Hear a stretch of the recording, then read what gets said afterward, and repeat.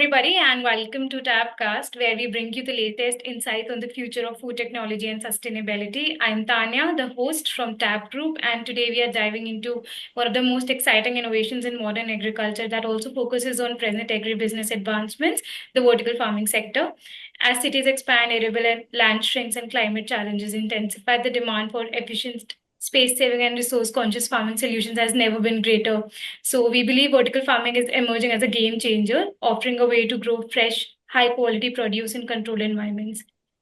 To help us unpack the economics, investment landscape, and technological advancements driving this sector forward, we are joined by Dr. Julian Roche. Julian is an international financial expert in the agribusiness sector. He also has an interest in researching that provides a deep understanding of the financial and policy frameworks shaping the agribusiness industry. He's a business expert who will shed light on some of the crucial issues today. Thank you, Julian, for joining us and for joining the podcast. My pleasure. So without a further ado, Julian, I would like to dive right into our first segment, that is on the challenges or constraints that are faced by the agribusiness and vertical farming industry today. You have recently authored a paper focusing on Australia as the region. So how would you describe the results of your research to our listeners? Right, well, thank you very much for asking me this question. It was a most interesting journey in speaking to vertical farmers and stakeholders of the vertical farm industry throughout Australia, and comparing this with other sectors in the Australian farming industry, but also with vertical farming around the world. Right. I think one of the issues that started was that the industry has some difficulty still in defining itself, which is the first problem to be overcome. So there's no agreed definition of what vertical farming actually is. There are many different types of vertical farming. The macro hub and spoke approach, which requires the capital expenditure to create vertical farm factories with packaging and a fully fledged distributional network to wholesalers, for example. Stacked farm, a very successful Australian example proving that it can be done. And then the micro approach with minimizing packaging, aiming at producing locally on the customer base. So that was one major factor. Lots of different customers, lots of different strategies for the individual vertical farms that were going to be generated. Certainly, there are a lot of constraints. I think that the fact that vertical farms are very limited in terms of the employment benefits that they can generate, albeit that these jobs are safe and inclusive, create prosperity and business opportunities. They're enduring. They're likely to expand, provided the businesses themselves continue, then the industry is likely to. That's certainly true. Another issue, which is not so much the case in the UAE, which has a very diverse food retail industry, is that in Australia, the food retail industry is very concentrated. There's effectively a duopoly of supermarkets, and that means that you need to establish your offtake arrangements. And that's certainly one result that very, very clearly came back from the research, the important points of the point of developing the offtake agreements that were going to be required. Geography is also a major factor. The UAE is very well placed in this regard as far as its domestic clients are concerned, because the distances are not too great. But in countries like Saudi Arabia and Australia, the distances are very considerable. And so although there are advantages of hyper-localization in the big cities, in Dubai, Riyadh, and so forth, it's much more difficult to get vertical farming to work in the countryside where you've got long distance travels to go. There are also reputational issues which came up very much. I was quite surprised by this. In fact, all the people I know think that vertical farming is a great idea and are willing to pay a premium for vertical farming produce because they know the good quality that it generates. But in other jurisdictions and other concerns, there are still, in a farming environment like Australia, which again doesn't apply in the UAE, of course, but there are concerns with interfacing with traditional farming methods as well. Finally, there's the question of the limited volume of produce that is potentially available. Leafy greens are the main ones at the moment. It has proved difficult to expand into other areas, but gradually this is going to happen into vegetables and also into fruit production. So quite a lot. I mean, no doubt I'll discuss some of the capital issues and some of the funding issues that got generated as a result of this, and the policy issues as we go forward. But those are some of the main considerations that came out from my research from talking to vertical farmers themselves. Right. Thank you. Thank you for that insight, Julian. I think it was interesting how you shed light on different aspects of what kind of constraints are currently prevailing in the sector. But Julian, vertical farming is also praised highly for its efficient results that are coming out. But we know that the economics of scaling these operations can be complex sometimes. So what are some of the biggest financial hurdles that operators of this industry face? That is certainly true. Hmm. The call for more funding was something that I heard from respondents constantly. The grant application process was very difficult, and it's one of the striking comparisons between the way that vertical farming has been operating in countries like the Netherlands and the UAE, where the government has put a great deal of support behind it. I mean, one thinks in the context of Dubai, for example, one thinks of the Giga Farm project, one thinks of Bostanica and so forth, where there are substantial vertical farms that have guaranteed offtake contracts, where there is a long-term thinking, as is typical with the UAE, and to be fair, also the Netherlands as well, where there's no expectation of making short-term returns or short-term profits, and where other firms like Aerofarmed AgX in Abu Dhabi, for example, which is regarded as a showcase for a global benchmark for research and development, and where a lot of that activity is going on, and which is becoming a learning hub for vertical farming. And if you compare that with the position that's happening in Australia, it's very difficult to get hold of relevant grants. There's no grant procedure which is easily available. That leaves the private sector, of course, debt very difficult to obtain. The banks can't see the reliable future cash flows that they expect to see. That's also constraining private equity investment. That pushes the vertical farms back onto venture capital. But in Australia, we don't have the depth of venture capital support they have in the United States. And of course, as you know, venture capital has been burned quite badly in the United States in the past with respect to its venture capital, vertical farm investments as well. So the venture capitalists are coming back into the industry. They are there, but it has certainly become, it is not easy. And over enthusiastic investment hype, and particularly the idea of short-term benefits. Venture capitalists typically want to get out of these industries, investments they're in within 5 to 6 years. They don't have the patience that a government investment actually might obtain. And it's also necessary for the companies to get to a number of different venture capital sources to scale up to the degree that they want to obtain. So there are plenty of issues. And if I can just add one thing to that, which is a major issue for certainly the people that I spoke to, and something again which doesn't operate in quite the same way as a constraint in the UAE, and that is energy and capital costs. Right. So the energy required to run artificial lighting is a major issue. Heating and cooling systems, those are major obstacles that I found that people were certainly objecting to, Hmm. and rent, materials, and labour costs as well. Another major factor. Certainly, the UAE is not perfect with respect to getting hold of labour and so forth. But as you know, in other industries, it's very good at attracting talent and paying the appropriate wages, which is certainly difficult in a highly regulated environment like Australia. Absolutely. And I think the way you highlighted the role of investors is also currently it is outshining the kind of government incentives that is provided. But if we were to bring in the government role here in, incentivizing those who are the players of the vertical farming or the agribusiness industry, those who are trying to support food security through controlled environment agriculture, in your view, what kind of policies or incentives have the most impact on making vertical farms successful, even after all of the constraints you just mentioned? Right. Well, that's a very interesting point. I think that it's difficult to know. We'll only know the answer to this really properly in 10 years' time, 20 years' time, when we look back, when the industry has matured, as I do think it will mature. Hmm. But certainly I can say what the people that I've spoke to and the industry participants themselves have got to say about what they think good policy measures will actually be. And none of these come as a surprise in the context of a jurisdiction like the UAE, where many of these things are already in existence. So one of the problems in Australia is that we don't have these clear, unequivocal definitions.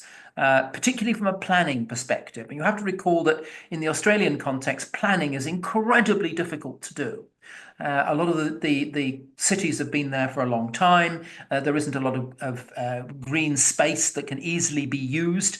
Vertical farming, of course, very, very well suited to an irrigated desert environment, such as that it's possible to create on the outside of Abu Dhabi, for example. But you don't get that. So the high cost of land, zoning and planning permission, and so forth, complaints about there being just too many hurdles Mm. That's a very real difference between Yes. the way things are in the UAE and the way things are in the US and Australia, because the US has a complex planning environment as well.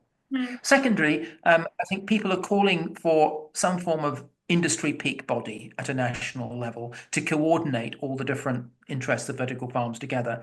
And again, I think that's done in the UAE through the function of government and the fact that each of these organizations reports up to the relevant ministry.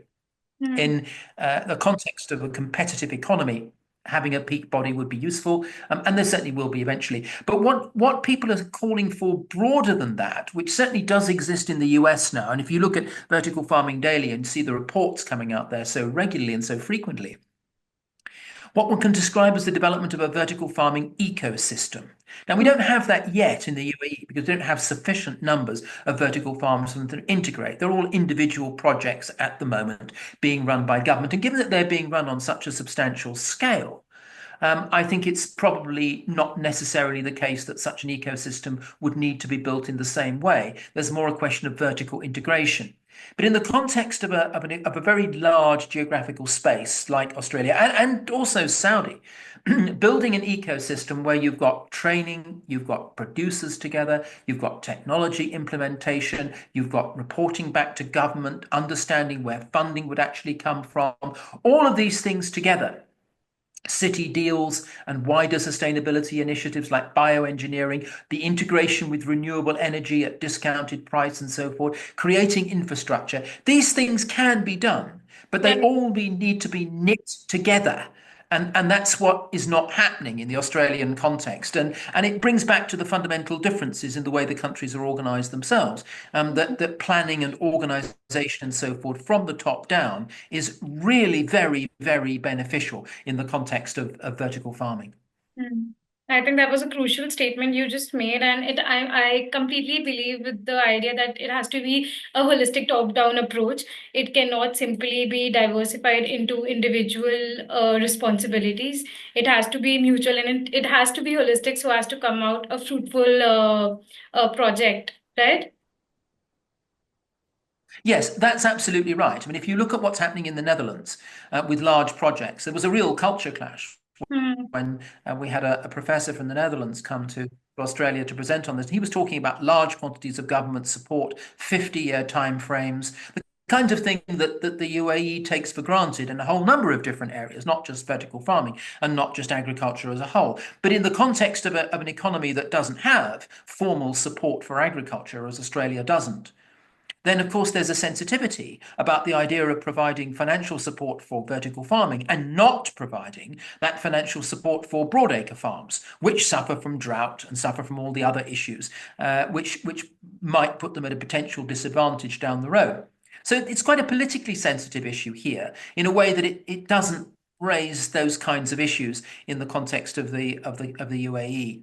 And I think that is the crucial question. At the stage the industry is at the moment, government-sponsored long-term projects with sensible business plans and reliable off-takers are definitely the way to go.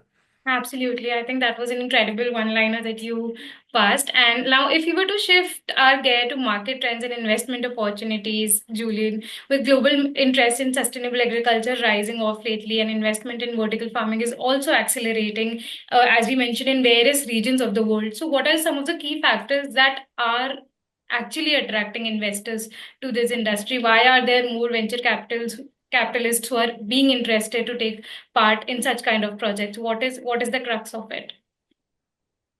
Right, that's another very interesting question. Obviously, one of the issues is that each of these vertical farm projects, certainly the ones that I look at, all have slightly different business models. But most of the operators I speak to were talking about the idea that technology development was now on a flattening curve. The trend was back to basics. So a lot of them were talking about vertical farming 1.0, where there was a focus here about equipment and scale, and then 2.0, a business model that would allow for integration across cities. And so the idea that there will be very high returns akin to startups Mm. pretty much over, and that the investors are now looking at specific crops, very conventional style of business plans, and Right. looking at offtake arrangements with supermarkets, major purchasers like catering and here mining companies and so forth. Mm. So those are the issues there, and I think that investors are now looking at how effectively vertical farms, certainly here, they're looking at how effectively the vertical farm has a business plan that will enable it to build rapidly growing networks using relatively stable technology and getting infrastructure style investment. There will come in the future, a time will come in the future, I think, when the larger data centers and others will start to become involved, and which the larger farming operators come through. But for the time being, a number of different investors are looking at different segments of the industry with different business models. That's how it is here, which is very different from the picture in the UAE, where you have fundamentally government investment in large scale projects with a long time scale. That's the critical difference, I think. So investors are looking at the business models. I mean, that's what it comes down to. They're not looking at the technological facets of the industry so much as they did, not expecting any one company to have a particular breakthrough, because it's now pretty clear that they can't and they won't. But more the individual business models that they're looking at that would be relevant to them. Exactly. Actually, this really leads to my next question that I wanted to ask. So, certain business models seem to be gaining traction more than the others.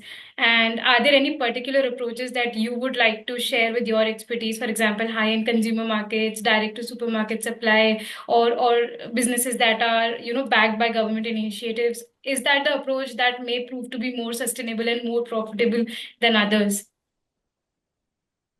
Yes, I think drawing, and this is very much for drawing the issues together really, on this point. In terms of the business models that are successful, I think the off-taking aspect of this is absolutely critical. So high-end consumer markets are intrinsically limited. They'll work in a very limited, uh, short distance supply, vertical farming in specific buildings, the examples from the US where you're growing produce that's actually consumed on site in the mixed use development that you're growing it on. Those kinds of things, but they're intrinsically limited. They can't grow to the degree that would produce the kind of return that a venture capitalist would be looking for. Right. Government-backed initiatives are great, but of course they squeeze out the private sector. They don't have the opportunity for the private sector, private equity to get involved. And that's something I think that the UAE is looking at very seriously, about how the private equity sector and venture capital sector in the UAE can be expanded in future. And vertical farming is probably one of those areas. And there's a perfect marriage to be made there between government overarching support for the projects and then perhaps special purpose vehicles to be created within that particular aspects of the project where the venture capital company can come in and provide capital in a shorter time frame with a faster rate of return in particular areas. But if you ask me from a private equity perspective, from a longer term, it's got to be to scale up. You've got to be able to supply the supermarkets. And in Australian context, that's critical. They do have their ESG and local procurement. They do, as in the UK, buy Scottish when you're in Scotland, buy from Western Australia when you're in Western Australia. But it's still not local enough. There's Right. still a gap between the way the supermarkets are thinking, which is that local means within 2,000 kilometers here. It really does. I mean, local is within the state, which is enormous. But local for a vertical farm is within 50 or 60 kilometers around. So there's a gap that needs to be filled, but gradually that gap is being filled. It's just that the two poles are quite far apart, and of course, government is in the best possible position to bring those two parts together, which is why it's a very successful business model. Right. Now that we discussed these multifacets of what are some of the kind of challenges that are being faced, what kind of approach is being followed in the market, what are the different kind of stakeholders that, make an important note in the industry currently. I want you to explain, Julian, that looking ahead, where do you individually see the vertical farming industry in the, let's say, next 5 to 10 years? Will it remain a niche market, or do you think it will become a mainstream part of the global agriculture? Because you're also a financial expert. Right. Okay. So this is actually a surprisingly easy question to answer because of the time frame you've given. Hmm. Had you said 50, it would be a very, very difficult question to answer. Right. And in fact, I think the more interesting question, in a way, not that I'm going to see it, but in the longer term, there is a big issue about the extent to which vertical farming will become a mainstream part of global agriculture. And I think to some extent it depends on the rate and pace of climate change, the degree that government continues to support vertical farming, actually on demographic issues like the concentration of population in mega cities over the next 20 years. These big macro trends, many of them are quite favorable to vertical farming in the long term. In the shorter term, within the next 5 to 10 years, the answer, I think, is very, very clear. It's going to remain a niche market, Right. clearly. That is clear. We don't have the volume at scale, even if the business plans of the largest players, and we've just seen, of course, plenty fall over. So that's one of the very largest players. But if we see the business plans of the successful players in Australia coming to fruition, and I think they will, I think the successful firms like Stacked and others will continue to prosper, and they have credit lines that are working, and they have offtake agreements and so forth. You're not going to see anything more than those business plans succeed and those firms grow relatively rapidly. But by comparison to the sheer scale of agriculture and broadacre agriculture and livestock agriculture in countries like the United States, in Australia and so forth, Brazil, most obviously, it is inevitable that at an international stage, vertical farming is going to remain relatively niche over the next 5, 10 years. That's pretty much clear, which is not to say that at the end of 10 years, vertical farming might not be in a stronger position than it is now. I think it probably will be and poised to grow again over the next 10 years. But certainly within the time frame you've put in the question, I think the answer is unequivocal. It's likely to remain relatively niche, although potentially providing potential good opportunities for individual investors to make satisfactory returns. Right. So if I were to ask you three crucial piece of advices for the entrepreneurs and investors who are looking to enter this space, what would they be? How would you highlight these three piece of advices? Three. All right. If you're limiting me to three, I think this is what I would say. If you want to succeed, and conversely, if you are an investor putting money into a vertical farming, I would say the first thing is this: you need to establish a suitable niche.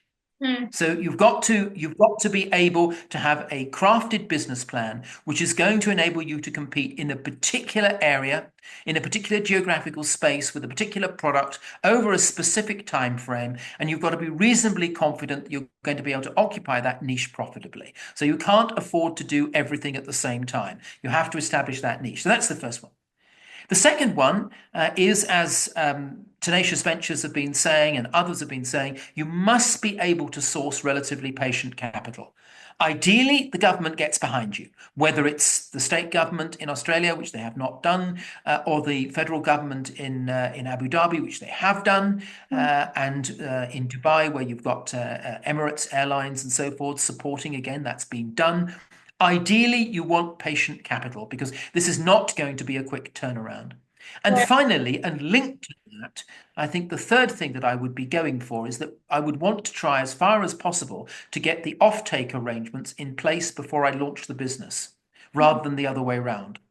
So that I'm effectively building a project for which I can essentially get some form of project finance. So this is the offtake arrangement. This is what the offtaker wants from me, whether it wants leafy greens in Darwin or it wants greens to be provided for Emirates flight catering, whatever it's going to be. So I know what my customer is. I know what the volumes my customer wants. I know what their quality standards are. And then I'm going to work to meeting those quality standards, and I'm going to diversify my client base on the way. But at least I'm going to have a reliable offtaker. So that's what I think. A niche, sensible technology that works, a market that we understand, patient capital to enable me to reach that over a time frame that is plausible, and off takers that are ready and waiting to take my output once I get there.